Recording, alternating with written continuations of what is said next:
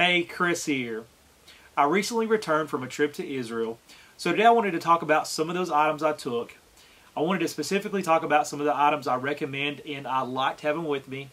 Also want to talk about some of those items that, again, really didn't perform up to what I expected. And I also wanted to let you know some items I took that I didn't really use. And then I do want to just kind of sum it up at the very end. So let's go ahead and get started. I want to begin by talking about the bags I decided to take on our trip. And this is one area that I initially struggled with because I wasn't sure exactly what I wanted to take and what I thought might be the best fit. So ultimately I decided to take the Away carry-on, the Pacsafe Venturesafe GII, and the Pacsafe Vibe 200. So how did these bags perform? And in my opinion, they were awesome. Again, I've used the Away carry-on on multiple trips flying, and this is an awesome carry-on. Plenty of space for what I needed. And even when I kind of put a few additional items in here, really hardly any bulge to this. So it holds it very well. And again, is awesome on those flat surfaces through the airport. Really the only place this bag struggles is just over some of those rough top surfaces. So when you're out and about on a street, cobblestone or bricks or whatever, again, this is where the bag does struggle to some extent. But for me, a lot of times I'll just put it up back on the two wheels and just drag it over whatever I need to. And it did hold up very, very well. And really there's only 2 times on our trip that I had to do that. That's when we actually got to Jerusalem. We dropped off our rental car and we had about a 10 to 15 minute walk to our Airbnb. It was mainly uphill as well, but the bag did awesome. And then when we were leaving, getting from our Airbnb to the light rail station, again, just had to take about a 10-minute walk. And again, overall though, going through the airport, having this was well worth it. And I know I mentioned on my one of my previous videos that one of the hopes I had with this bag too was to possibly, if my mom needed any additional help with her bag, to put it on the top of this. And I did that multiple times, which was excellent. And I know my mom decided to take the one of the e-bags bags, and she mentioned a couple times that she wished she would have taken a rolling bag. So I could definitely see that. But again, the Way was awesome. The next bag I want to talk about is the Pacsafe Venturesafe, and this is the bag I used as my personal item. And this bag did awesome. It fit under every seat that I flew on with no issue, no questions asked. So this was packed pretty full, and again, had no issue putting this under the seat. So awesome bag for a personal item. And what I decided to do is really halfway through the trip, I use this as my daily backpack as well. Specifically when we were in Jerusalem, because I knew it was going to be a little bit more crowded there. And so I just liked the added security of the bag. And a lot of times I would put my passport in here and just lock this front pocket and just keep an extra eye on this, again, so nobody would take any of my valuables. But the bag worked very, very well for those situations. And then the Pacsafe Vibe 200, again, this bag performed awesome. And I used this at the first part of our trip when we were more kind of out in the country, when we had our rental car and we were driving to different areas. Primarily because we didn't have the rental car, we had access to some items, so I didn't need to put a lot in this. But I still liked having my passport and wallet in this and being able to secure this and have it on my side. So again, it was there, didn't have any real worries, and the bag did awesome. And to be a smaller bag, I feel like this bag holds a lot of stuff. But I did want to mention just a couple things about the Pacsafe bags. I know in my previous videos I did mention that the added security features are awesome on these bags, but it does add a little bit of extra weight on these. And so if you're wearing these for an extended period of time, or if you have these packed a little bit more than normal, you're going to feel that weight at the end of the day. And there was a couple times I did that. And I know some of our longer days I could definitely feel kind of the weight of the bag. And even this bag, I think the first day I had it, we were out and about quite a bit that day, and so the strap I had to kind of put it on my other shoulder. But other than that, these bags are awesome, and I love that added sense of security that you get with these bags. So they perform very, very well. So next I want to get into more of those travel accessories and smaller top items that I use along the way. Now I'd like to focus on some of the smaller top travel accessories that we use that I found extremely helpful. And not only could I see these items being helpful on a longer top trip, but even shorter top trips as well. So the first thing I want to mention is that to me, having a good pair of noise canceling headphones can be priceless in a lot of situations when you fly. I know that there was 2 flights that we had very small children on the flights, and it was very late in the night that we took the flights. So these children were not happy at all. So being able to put that noise canceling headphones again on your ears can help drown out some of those sounds and help you kind of forget about that and watch a movie or listen to music or whatever the case might be. So I do have the Bose, the QC35s. This is, I think, the first series that came out. These have been upgraded, but I love these. And I've used these multiple times. And to me, this is an investment because a good pair of noise canceling headphones can be expensive. But again, I think if you fly enough or use them enough that you can justify that expense. And I know for this trip, this came in extremely handy because we did have a lot of late night flights or early morning flights. So being able to put these on was a tremendous help to me. So one thing we quickly learned about visiting Israel was that it's a very rocky, hilly country. So I know the first part of our trip, again, we were out kind of in the countryside more, I guess. So a lot of dirt and rocky paths, a lot of rocks, a lot of uneven surfaces. And then as we moved into Jerusalem, again, kind of a similar scenario. A lot of rocky terrain, a lot of steps, a lot of slick surfaces, but a lot of hills up and downs. So we quickly learned that a good pair of comfortable supportive shoes is so important. So the shoes I took are the Brooks Cascadia 12s. And these were awesome. Very lightweight, very comfortable, very supportive, and they even have some pretty good tread on the bottom, some good grip on the bottom as well. So I do believe these have been updated. I think there could be even a 13 or a 14, Cascadia 13 or 14 out now. But I know for me these were perfect and highly recommend these. And again, fit the bill for our trip to Israel perfectly. So I know that we are so dependent these days on electronics. So some items that were extremely helpful on this trip for us is, number one, just having a portable battery charger. I did have multiple, but the one that I kept in my bag was a 10,000 milliamp hour battery from Anker. And thankfully I only had to use this a few times, but it was so helpful to have this when I needed it. So I recommend at least, say, a 5,000, but having a 10,000 milliamp hour is that much better. Not only for your devices, but if you have someone in your group that needs a charge, again, can help out that person or even multiple people. So love having the 10,000 milliamp hour from Anker. And then for me, I did have to take 2 cell phones with me in addition to my GoPro. So I needed a wall charger that was going to be able to support at least 3 USB devices. So there's so many on the market now. If you have the ability to get one with 4 different ports here, in my opinion, even better. Going back to what I said previously, if you have someone else in your group that needs to get a charge to their device, it lets them have access, plus all your devices at the same time. And the one thing I know I've forgotten in the past, which is horrible, is a car charger, especially if you're going to have that rental car or access to a car during your trip. So a good car charger, at least with 2 ports, is relatively inexpensive now. This is another one from Anker that I took and worked very, very well. And this helped eliminate having the need for a portable charger when we had our rental car. Because most days, once we got back in the car, I plugged my phone in and had plenty of charge. So yeah, don't forget your car charger when you travel. And along those same lines, to me it's so important having a device or a cell phone that's going to have a good battery life in addition to a camera. And that's really what I look for now when I'm looking for a cell phone.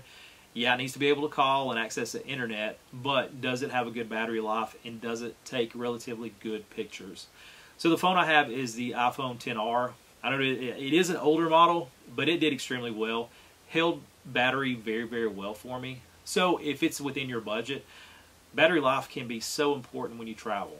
So again, that is a feature I look for when I'm looking at a phone these days.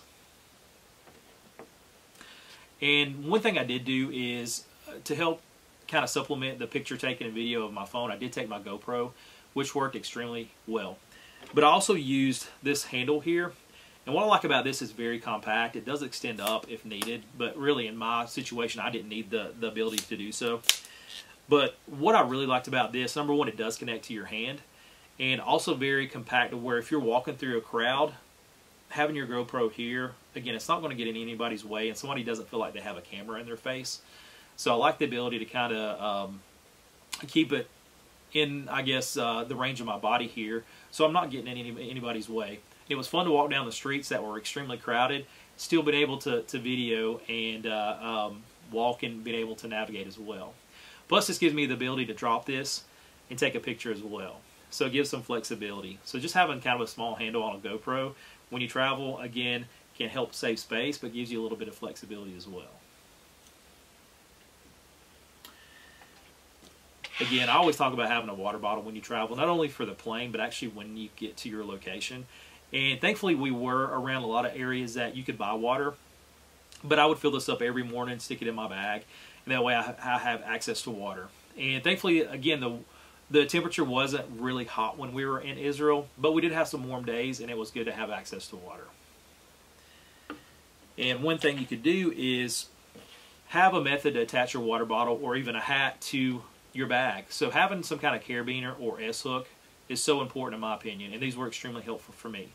So again, a lot of days I would take two hats. I like wearing kind of a baseball top hat, but I also like having the ability to have a sun hat as well. My sun hat came in extremely well, helpful. So this is a cheap one I found off of Amazon. But what I like about this, number one, it was inexpensive, but it travels really well. It basically lays flat in my bag. And again, it's not going to add a lot of additional weight to your bag. So I just take my S-hook, hook it onto my bag, and have access to my hat when needed. So to me, it's important to keep the sun off your face and your neck to keep you comfortable and hopefully help from you getting a potential sunburn and ruin the rest of your trip.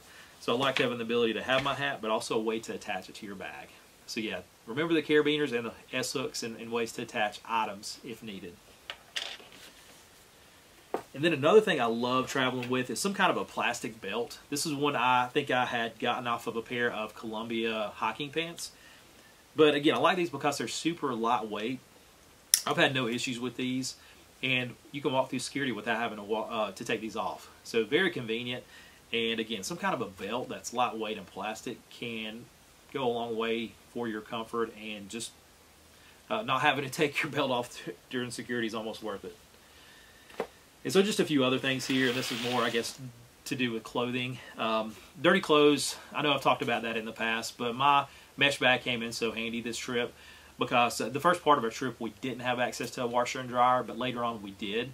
So having a place to keep my dirty clothes separate, but then also having a bag when I did have dirty clothes to put in the washing machine was handy as well. So you see how small this packs down. So again, just having the ability to separate your dirty clothes can go so far in your travels. Again, because a lot of times we're in a new place, and whether it's an apartment or a hotel room, it's good to kind of keep your things organized if at all possible. And so along organization, I did use the Gonex medium compression packing cube for my shirts. Worked very well. Still like this packing cube.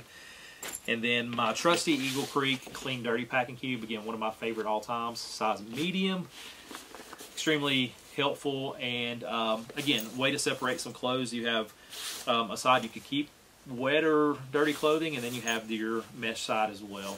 So again, both work extremely well, and recommend all these items that I just talked about. But I do want to touch on some items that I did not like, and I also want to let you know about some things that we ultimately didn't use. One aspect of our recent trip that I was really excited about was getting to try out some new items that I really hadn't had a chance to travel with yet.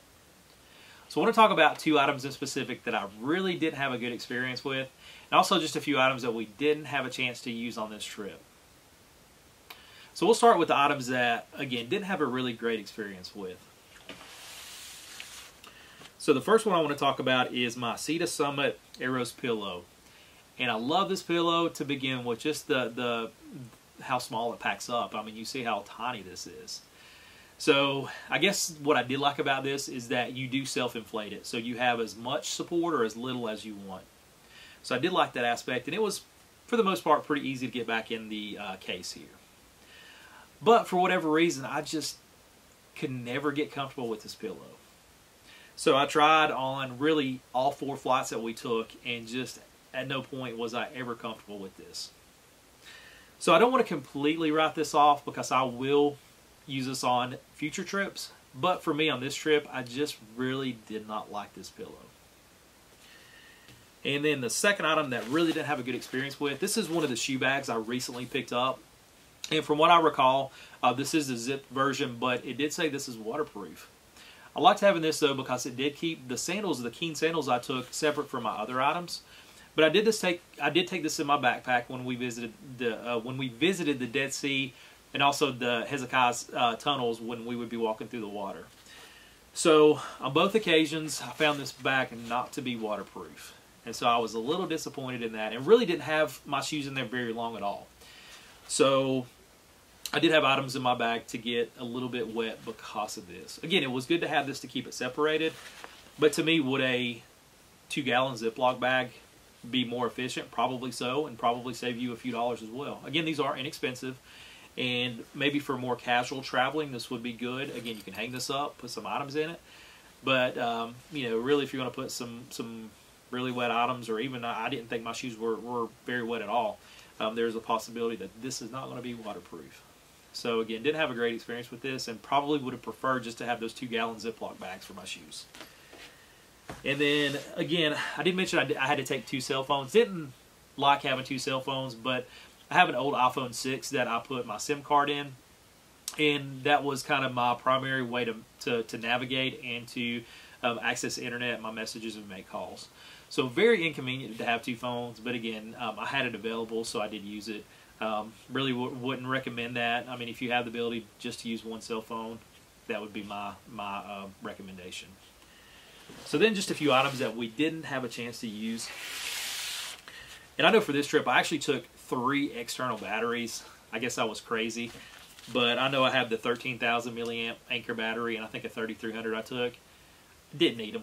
The one was more than enough for our purposes during this trip, so multiple battery packs was not necessary for me. Also took an older REI travel towel. Again, never had a reason to use this, but I do like having this with me just in case you need a towel.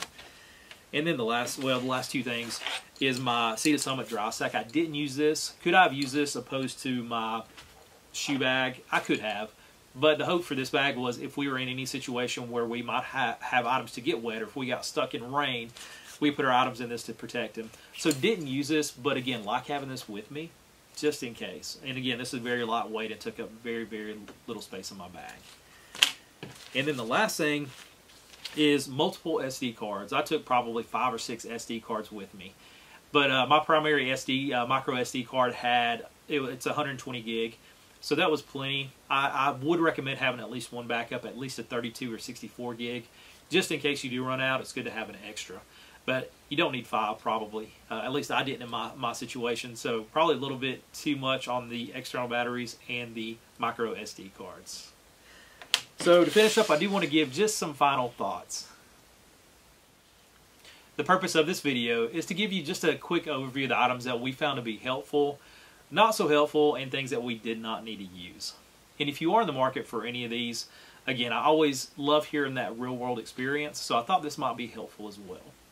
And to me, Israel is such a unique country. It could pose challenges that other countries just don't see. So I would say, though, for the most part, though, anything that I mentioned today can be used anywhere you travel. So Israel was such a very unique and amazing experience. I've never really experienced anything like it in my life, especially when you get to the old city of Jerusalem and just walking through the streets. It's amazing. Again, never had that feeling ever. And to get to visit some of the most historic and religious sites of the world and in history, again, it is just amazing. It's hard to put words around those experiences. And again, seeing the coast and even the northern part of Israel was very, very exciting and amazing for us as well. So again, overall, would definitely highly recommend taking a trip to Israel. And I know one of the biggest questions we got to begin with is it safe to go? Is this the time you need to go? And I know right before we left, there was some tense things going on. But at no point did we ever feel unsafe in any situation. So again, after 5 or 6 days there, I mean, everything around us just became normal. And again, nothing really stood out. Again, is it different than things we experience here? Of course it is. But I think you need to go in with any situation you travel with that mindset that where you're going is not like home. And I think that's excellent, because we all need to experience things that we're not used to, and that is outside of our comfort zone, because it's going to really let us appreciate everything that goes on around us. So I love that part of traveling. You get to see the world, you get to experience different cultures, and just know things are different, and really appreciate just, you know, things you do have going on that are good, but also see how other people live can go a long way. So just an amazing experience. If you guys want to hear more about the trip in itself, I would love to share that. And if anybody's planning that, again, would love to share any information that could be helpful as well. So I did want to mention just a few items, because I know we're getting right around the holiday season, and we're getting to some of those deadlines for some last minute gifts or some stocking stuffers. So if you all want to talk about in particular today that would, I think, make a good stocking stuffer for someone who likes to travel, and they're relatively inexpensive. So again, I just wanted to make sure I didn't miss anything here. So again, having that portable charger can go such a long way. So an external battery, again, you can usually get those anywhere from about $15 to $30 depending on the size. I would go with a good brand. Anker has been awesome, and they're probably a little bit more expensive, but if they're going to last longer, it's definitely worth the extra cost. Also the car charger. A lot of people might have one, but maybe it's an older one, maybe it doesn't work very well. Again, very inexpensive stocking stuffer that, you know, usually will run you anywhere from about $7 to $12. The carabiner and S-hooks. Again, a lot of people overlook those and don't think about those. Those are very inexpensive. You get a pack of those, probably 3 at Walmart, for just a few dollars. Want anything, I guess, a little bit better? Again, you know, probably spend anywhere from $3 to $8 on some of those. So very inexpensive, and something that, again, maybe someone's not thought about adding to their travel accessory collection. And just two other things, packing cubes. How many times have we talked about packing cubes? Love packing cubes. To me, it helps me stay organized, and I love that. This trip, again, just really reinforced those thoughts. So if anybody's interested in traveling or they have an upcoming trip, surprise them with some packing cubes. Again, those are relatively inexpensive. You can get a single packing cube probably anywhere from $6 to $10. Multiple packs, again, $15, $20, depending on what you're looking at. So overall, relatively inexpensive, whether you want to buy a one pack or if you want to buy them a whole set. Buying a set does get a little bit more expensive, but still, I think that's a good gift for someone who likes to travel. And the last thing I want to mention is just the multiple SD cards or a micro SD card. You know, does somebody like to take pictures? Does somebody have a GoPro? You know, I've seen some really good deals on good SD cards recently. So, you know, look at that. Look at Amazon.